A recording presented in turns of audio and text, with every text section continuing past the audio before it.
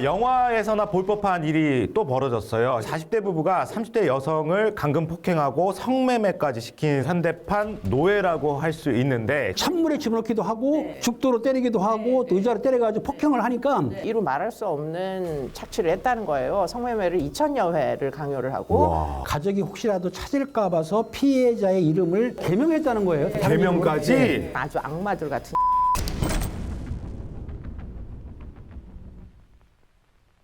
뉴스에서 들을 수 없었던 사건의 이면을 파헤치는 사건 수정 지금 시작합니다. 영화에서나 볼 법한 일이 또 벌어졌어요. 현대판 노예라고 할 수 있는데 지난주 40대 부부가 30대 여성을 강금 폭행하고 성매매까지 시킨 사건이 벌어졌는데 특이한 것이 신고자가 성매수 남성이라고 하더라고요. 그렇습니다. 이 내용이 뭐냐면 성매수 여성하고 성매매 하려고 네. 돈을 주고 남성이 찾아왔습니다. 그래도 성매매 하려고 사실은 옷을 벗은 걸 보니까 네. 온몸에 상처가 있었던 거예요. 상처가 너무 심해요. 그러니까 이 성매수 남성이 왜 다쳤냐 그랬더니 그 여성분이 사실은 이렇게 맞았다 그러니까 그러면 경찰에 신고를 해라. 라고 해서 설득을 한 거예요. 무슨 말이냐면 성매수 남성이 신고하기는 뭐 하잖아요. 피해자가 아니니까. 그렇죠. 그래서 피해자를 설득을 해서 경찰에 신고를 했는데 이 남성의 문제는 뭐냐면 성매매를 하게 되면은 처벌을 받습니다. 본인도 처벌받을 걸 알면서. 근데 이게 두 가지예요. 성매매 약속을 하고 성매매를 한 후에 신고를 했으면은 신고를 했다 하더라도 성매매 남성은 성매매 단속에 걸리는데 성매매 하기 전에 신고를 했다 그러면은 처벌은 안 하거든요.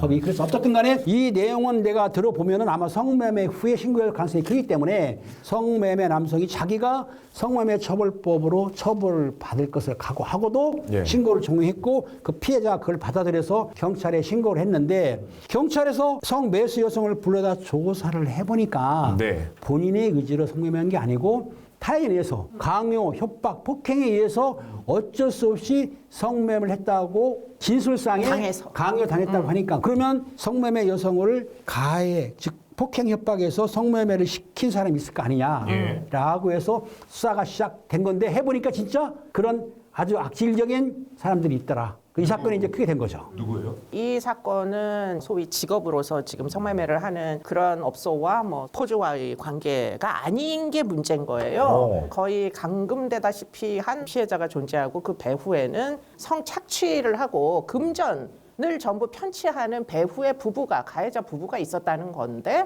성매매를 2000여 회를 강요를 하고 대금이 5억여 원이 있는데 지금 이 돈이 어디 갔는지 지금 현재 잘 알 수 없고 낮에는 이 부부의 어린 아동을 돌봐주고 밤에는 정해진 곳에 가서 성매매를 하고 그랬다는 건데 문제는 이 여성도 남편이 있었다. 이게 이제 문제라는 거죠. 가해 부부와 이 피해자는 어떤 관계인 거예요? 이 피해자는 외지에서 어떤 이제 지방의 어느 지역으로 갔기 때문에 이 가해자 부부와 학원에서 만났다고 알려지고 있어요. 특히 그 이제 가해자 부부 중에 여성이 마치 언니처럼 낯선 곳에 간 피해 여성을 잘 돌봐주는 그런 관계로 서로 안 지가 한 10년 정도 된 관계예요. 그런데 직장 동료였다. 그렇습니다. 직장 선후배였고 한 7년 정도는 가해자 여성이 나이가 어린 후배 학원 선생을 잘 케어했던 이런 관계였던 것이고 문제는 이제 이후에 일어난 이제 3년 동안의 착취가 이루 말할 수 없다 이런 겁니다. 직장 동료였는데 성매매를 시켰다. 뭔가 좀 이상해요. 그렇습니다. 이 내용을 들여다보면 사실은 두 사람은 직장 동료는 맞았는데 2013년이니까 한 10년 됐나요 지금요? 그렇죠? 네, 그 네, 대구에서 아마 학원에서 교사로 근무를 했었는데 당시 나이 차이가 10년 이상 난다고 지금 알고는 있어요. 피해자 같은 경우에는 사회 초년병이기 때문에 실질적으로 언니라고 부르면서 잘 따랐고 남자 문제라든지 경제 문제라든지 하다못해 신용카드 쓰는 법까지도 그 가해자죠. 그 언니가 세세하게 알려주고 세심하게 알려주니까 믿고 의지하죠. 더군다나 피해자가 아마 대구가 집이 아니고 다른 곳이니까 아무래도 의지할 데가 없다 보니까 그 언니한테 의지를 하다 보니까 완전히 몸과 마음을 맡긴 식으로 즉 언니한테 쉽게 얘기해서 가스 라이팅을 된 거로 볼 수가 있는 거죠. 피해자가 처음에는 사촌 오빠 집에서 생활을 했는데 이제 본격적으로 가스라이팅이 시작이 되면서 거기서 나와라. 가스라이팅이라는 게 신뢰관계를 이용하는 건 맞아요. 맞는데 심리적인 지배의 이제 어떤 주종 관계가 이루어지기 위한 조건이 하나 있어요. 어떤 거요? 그게 뭐냐면 도움을 요청할 수 있는 외부 세상으로부터 단절돼서 배타적인 관계가 형성이 돼야 돼요. 그렇기 때문에 피해자 여성의 입장에서는 사실은 가해자 말고는 외부에서 도움을 청할 수가 아무데도 없는, 아마도 이게 지리적으로 자기가 낯선 지방에 가서 선배 학원 선생님을 만나서 신뢰관계를 형성을 할 때 만약에 이 관계가 익스클루시브하지 않은 뭐 주변에 다른 사람들도 있고 다른 사람들과 함께 무리를 이루어서 의논을 하고 만약에 이런 관계였으면은 네. 이렇게 안 됐을 거예요. 그런데 문제는 굉장히 배타적으로 너는 나만 믿고 따라라. 그리고는 어린 여성은 마치 이단의 교주를 따르듯이 네. 그야말로 신봉하면서 언니 말을 그냥 고지고대로 믿고 순진한 사람이었던 거죠. 그런데 이제 그런 관계가 그러면 아무나 일반인들 사이에서 이루어지느냐? 그건 그렇진 않아요. 저도 이제 선배고 선생이기도 한데 손아래 사람과 관계를 설정할 때 그 손아래 사람을 완벽하게 지배하고자 하는 욕구가 있어야만 이게 이제 성립한다는 거죠. 많은 경우에 사실 뭐 선후배 관계나 상하 관계라도 이 아랫사람의 생사 여탈권을 내가 책임질 필요가 없잖아요. 그렇죠. 그렇기 때문에 사실은 이런 관계를 만들기를 부담스러워 하는데 문제는 소위 가스라이터들은 이게 뭔가 성격적으로 문제가 있는 사람들이에요. 그렇기 때문에 아무에게나 발생하는 건 아닌데 일반적으로 봤을 때 가스라이터는 성격적인 특이성이 있다. 뭔가 결핍이 있어가지고 자신의 어떤 사회적 지위의 공백을 손아리 사람들의 존경으로다가 채우고 싶어하는 자존감의 문제를 일반적으로 갖고 있어요. 그리고 피해자를 독점하려고 하죠. 일거수일투족. 그래서 그런 사람들은 보더라인이라고 하는 성격장애를 갖고 있을 개연성이 높아가지고 이 관계가 지속되려고 하면 가스라이터의 특징이 굉장히 고정적으로 존재한다. 피해자는 뭐 좀 의존적인 대부분의 사람들이 피해를 입을 수도 있지만 가스라이터는 특이하다. 이렇게 보시는 게 맞고요. 그러다 보니까 아마 신고를 하거나 다른 사람의 도움을 청하기가 무지하게 어려웠을 거예요. 보통 이제 공감해주고 조언해주는 거와는 차원이 다르다. 차원이 다르다. 공감하고 조언해주는 건 조언까지 하고서는 더 이상 그 인생에 개입하지는 않는 거잖아요. 네. 보통의 사람이라면 이건 부당해라고 그렇죠. 집을 나올 텐데 계속 그곳에서 그런 강금 폭행을 당하는데도 무기력하게 계속 있었다는 건 옛날에 혹시 빵 셔틀이라고 들어보셨나요? 네네. 아, 있었어요. 그러니까 학교 한 폭력. 번 그 힘이 센 사람이 약한 사람들이 심리적 지배를 하는데 중요했던 게 폭력이거든요. 네, 그러니까 네, 네. 내가 저 친구랑 싸워서 이길 수가 없어. 근데 그 친구가 강하게 나오면 그냥 밑으로 대항하지 않고 그냥 숙이죠. 무기력해지죠. 그럼 빵 셔틀을 시킬 때 한 번 지배를 하게 되면은 그 학년 끝날 때까지 아니면 학교 졸업할 때까지 계속해서 피해 관계가 당하는 거야. 지속되죠. 그래가지고 네. 그 당시에는 그 가스라이팅을 벗어나지 못해. 왜? 힘에 눌려서. 맞아요. 예, 폭력이 없이 일어나기는 어려워요. 폭력도 있고 언변도 좋고 네, 그러다 네, 보니까 네. 가스라이팅 당했는데 저 가해자 부부들은 2019년 10월부터 아마 그 성매매를 강요를 했는데 그런데 약간 반항할 거면은 고문했다고 그래요. 찬물에 집어넣기도 하고 죽도로 때리기도 하고 또 의자로 때려가지고 폭행을 하니까 심리적 압박도 있지만은 폭력을 행사했기 때문에 이 여성분이 벗어날 수가 없었다. 네. 근데 한간에 들리기로는 더 악랄한 거 뭔지 아십니까? 어떤 거요?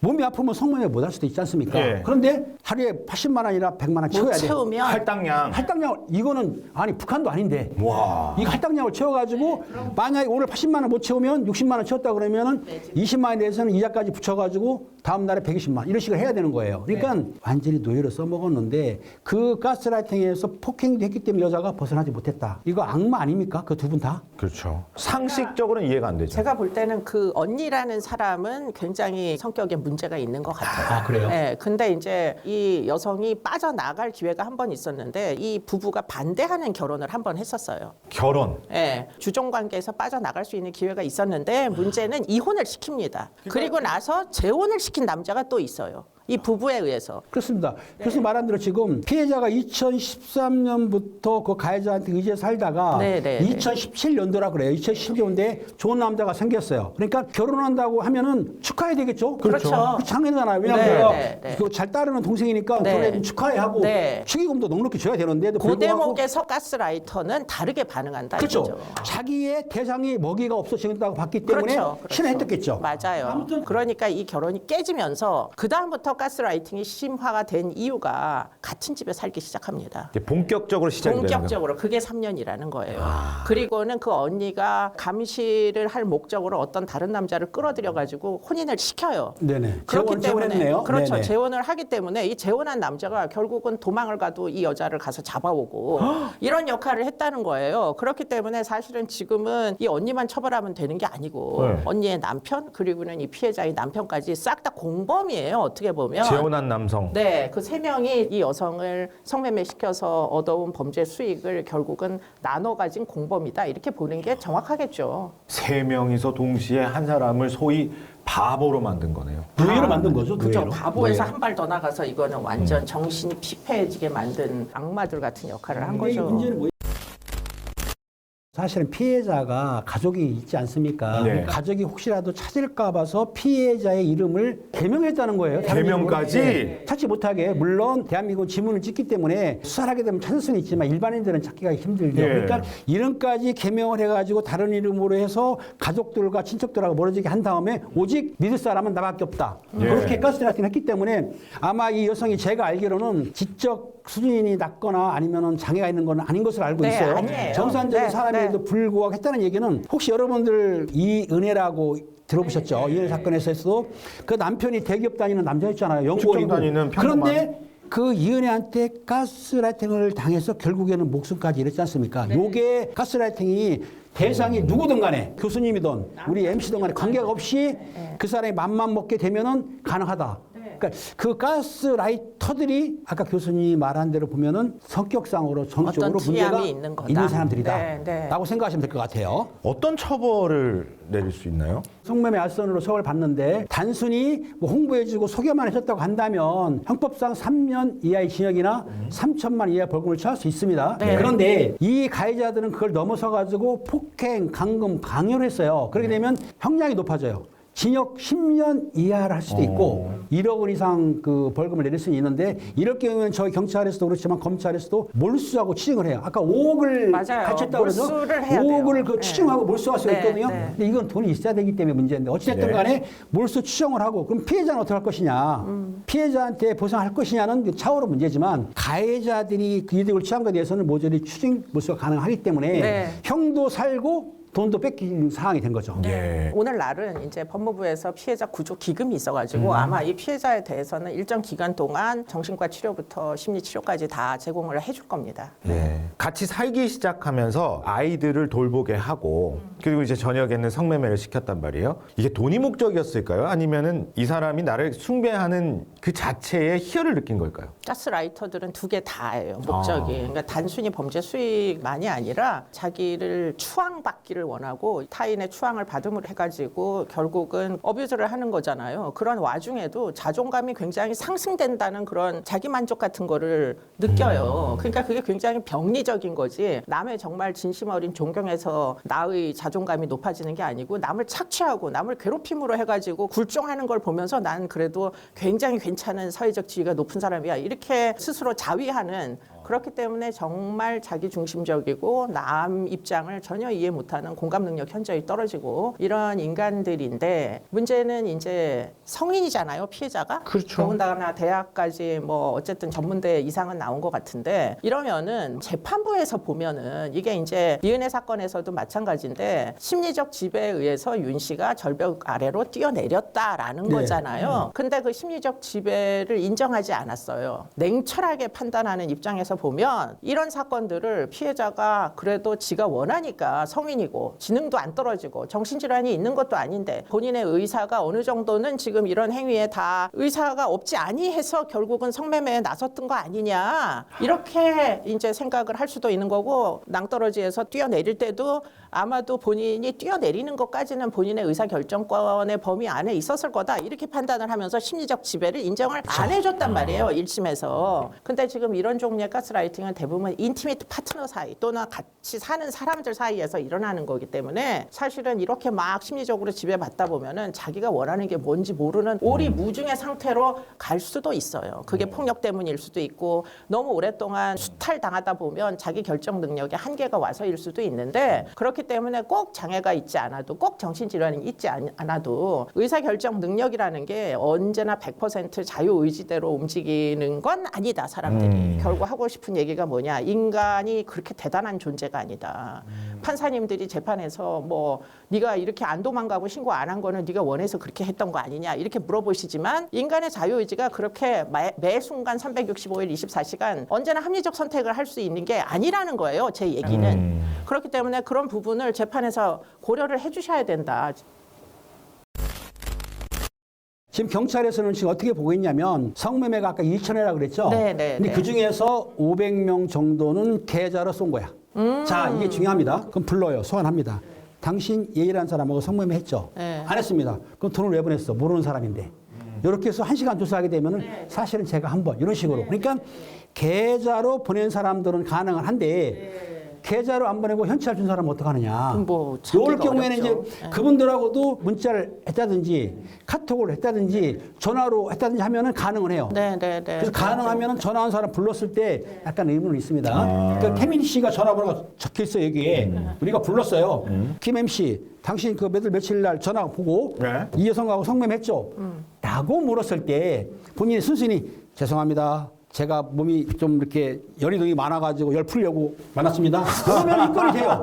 돈으로 열을 푸시면 안 된다. 불법이다. 네, 열 풀면 안 됩니다. 네. 자, 문제는 뭐냐면 통화를 했어.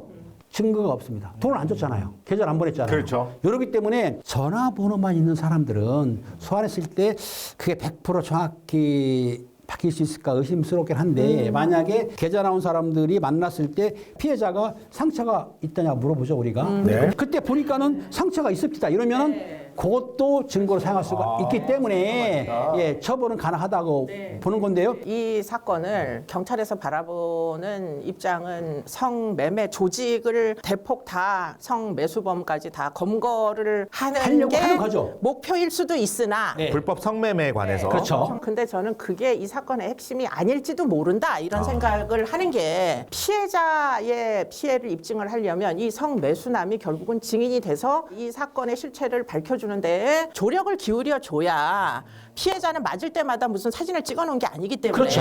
네. 그렇기 때문에 이 피해자가 당한 이 피해는 지금 피해자의 주장뿐 입증을 다 해야 되잖아요. 재판에 가려면. 그럼 이 성매수남들이 아이씨 성매매로 처벌받아야 돼 이러면서만 생각하지 마시고 이 정신이 피폐해진 이 여성을 정말 지옥 같은 곳에서 구제를 해주는데 일조한다라는 생각을 가지고 맞아. 본인이 옛날에 성매매 할 때 이 여성이 얼마나 몸에 맞은 흔적들이 있는지 이런 진술도 함께 해주셔야 된다는 거. 그리고 또 한 가지는 제도적인 부분을 한번 생각을 해볼 필요가 있어요. 3년 동안 수천 건으로 성매매를 할 때 멍 색깔만 봐도 어느 정도 된 멍인지 다 알 수 있어요. 금방 안 없어져요. 그러면 그걸 보시고 뭔가 이상하다. 이 성매매 여성은 자발적인 의지에 따라서 자기가 성매매를 온라인 앱 같은 데서 데이트할 남자를 찾은 건 아닌가 보다. 이렇게 생각을 하시면 우리나라 제도는 좀 쉽게 신고해 주면 안 됩니까? 익명으로 신고할 수 있는 페이지가 왜 없냐는 거예요, 우리나라는. 왜 주민등록번호를 입력을 해야만 신고를 하게 해놓으니까 신고자들은 이제 범죄를 목격을 하는 사람들은 무고한 사람들도 신고를 하지만 네. 무고한 사람들보다는 약간 오른발 정도는 범죄에 이렇게 발을 들여놓은 사람들이 범죄를 훨씬 더 많이 목격을 해요. 교수님 잠깐 문제가 네, 있는데 네, 지금 네. 그건 아니고요. 실제적으로 저희가 형사할 때에 우리도 성매매 조직을 지방에서 많이 건거한 적이 있어요. 그때는 실제적으로 그 성매매 한 남성이 자기 신분을 감추고. 감추고 전화 네. 문제 뭐 어디 언제 어디 가니까 네. 거기에서 그런 여자가 납치당했다고 하더라. 이렇게 제보를 지금 우리가 첩보 보고서를 낸 다음에 한 석도 있어요. 근데 그렇게 해주면 좋겠지만 그런 건수가 많지 않은 게 뭐냐면 신고하시는 분들이 혹시라도 자기 신분이 드러나게 되면 처벌받지 않습니까? 네, 네, 그리고 네. 성매매 범죄가 처벌도 받지만 남보기가 좀 약간 나 부끄러워. 네. 그래서 그런 거 숨기려고 하기 때문에 네. 그 여성분이 궁박한 처지 있다 하더라도 신고들을 교수님 말 맞다나 거의 안 해. 안 근데 하죠. 본인을 숨겨도 됩니다. 숨긴 다음에 수사기관에 정확한 제보만 하게 되면은 성매매뿐만 아니라 모든 범죄는 네. 수사가 가능은 한 겁니다. 아니요. 예. 근데 이제 제가 드리고자 하는 말씀은 조금 전에 말씀하신 것처럼 다들 꺼리잖아요. 꺼리는 왜냐하면 건 있죠. 성매매는 불법이고 예. 신고를 했다는 얘기는 결국은 이 내가 처벌받을 수도 있는 리스크가 있으니까 외국의 경우에 어떻게 신고하느냐? 익명 신고 게시판이 있다는 거예요. 여성가족부에 같은 데에 있으면 돼요. 왜냐하면 피해자가 다수가 여성이니까. 예. 그래서 신고를 받으면은 그 부분을 확인을 해가지고 이게 정말 실제로 뭔가가 있는 것 같다.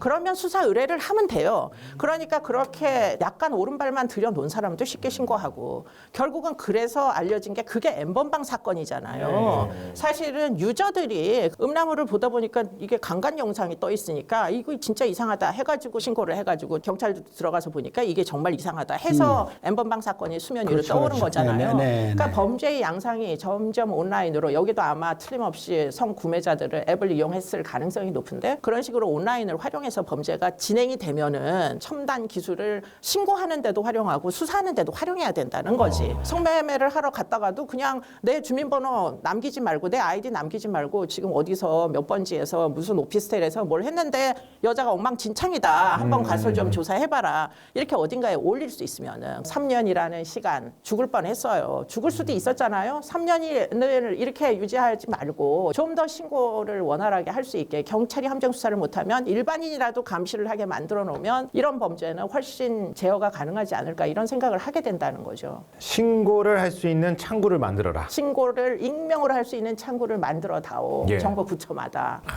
역시 믿음이 가요. 믿음이 뭘까요? 되지도 않을 건데. 아닙니다. 그 지금 너무나 신고를 이렇게 활발하게 해놓으면은 음해, 몰약이 많거든요. 맞아요. 그게 그럴 수도 많기 때문에 있어요. 걱정하는 건데 네. 어찌됐든 신고는 관계가 없습니다. 내가 이거를 어떤 뭐 고소하는 거하고 틀려요. 네. 고소는 잘못하면 무고죄가 되지만 이런 피해가 내가 아니고 삼자가 신고해버리면 모르니까 네, 네, 수사는 네. 들어가는데 네. 어찌됐든 이 성매매 남성이 자기가 열을 시키려고 갔지만 다행히 신고를 이렇게 설득하는 바람에 이 사건이 드러났다. 네. 표창은 못 주더라도 그렇죠? 네. 표창은 못 그렇죠. 주더라도 피해자의 목숨을 구한 사람인데. 그렇죠. 참작을 좀 해야 네, 되죠. 네. 언제부턴가 이제 사건을 이야기할 때 가스라이팅이 하나의 요소처럼 이제 나오는 경우들이 많아졌어요. 가스라이팅이라고 하는 행위의 목적은 상대방의 고통에 피도 눈물도 없는 게 가스라이팅인 거예요. 예. 그 사람을 이용해서 내가 뭔가 이득을 얻으려고 할 때 결국은 가스라이팅이다. 가해 행위다. 이렇게 얘기할 수 있는 거지. 상대방이 잘 되기를 원해. 그래서 내가 헌신적으로 뭔가를 제공을 하고 그래서 이 아이가 잘 성장하기를 원하고 이러면 그걸 가스라이팅이라고 할 수 있어요. 그건 사랑이죠. 그러니까 이제 인터넷에서 뭐 엄마가 나를 가스라이팅해, 뭐 아버지가 나를 가스라이팅해, 뭐 아무데나 가스라이팅이라는 용어를 쓰지만 사실은 엄마 아빠가 아이가 못 되기를 바라고 아이의 희생으로 무슨 이득을 얻으려는 부모가 어디 있어요. 그러니까 이제 너무 과하게 유행하는 용어로다가 쓰시는 건 좀 지양할 필요가 있다. 피해자가 한 언론과의 인터뷰에서 이런 말을 했어요. 가해자가 마땅히 처벌을 받는 것. 그리고 자신과 같은 피해자가 더 이상 나오지 않는 것이라고 밝혔는데 아 그래 안 나오면 얼마나 좋겠습니까? 그런데 이런 사건들이 또 불거질까 봐 걱정이 돼요. 두 분 뭐 하시고 싶은 이야기 있으시면요. 저는 한편으로는 좀 안타까운 부분이 있어요. 네. 피해자분은 아마 어느 정도 시간이 지나면 내가 그때 왜 그런 피해를 당했는지를 돌이켜보는 순간이 오실 겁니다. 어느 예. 정도는 직관과 통찰이 생겨서 내가 그때 그렇게만 안 했었으면 이런 피해를 피할 수도 있었을 텐데 이런 이제 통찰이 오실 텐데 문제는 그런 통찰이 범죄 피해자들이 가지는 그런 통찰이 사회와 공유되지 않는다는 문제가 있어요. 그래서 좀 용기를 가지시고 그러한 이야기를 저희들과 같이 쉐어를 해주시면 저희가 저희 입을 통해서 혹시라도 이런 피해에 또 노출될 때는 무엇을 좀 주의하시라 이런 이야기를 할 수 있을 것 같아서 이전에도 그런 적이 있지만 연락을 주시면 지금 이런 일들이 일반인들에게도 얼마든지 일어날 수 있음을 저희가 이야기를 드릴 수 있는 기회를 좀 주셨으면 좋겠다 이런 생각을 해봅니다. 여러분들이 대인관계를 넓혀라. 우리 희망이들은 저하고 상담해도 되고 교수님 상담 제일 좋겠죠. 이렇게 상담하는 것이지 한 사람한테만 매달리게 되면은 그게 가스라이팅이 시작이 되기 때문에 절대로 한 사람만 믿지 마시고 여러 사람을 상대를 하시면 될 것 같습니다. 예. 네. 자 오늘 사건 수정은 여기까지입니다. 다음 주에도 사건의 뒷 이야기를 가지고 다시 찾아오겠습니다. 시청해주신 여러분 감사합니다. 감사합니다. 감사합니다.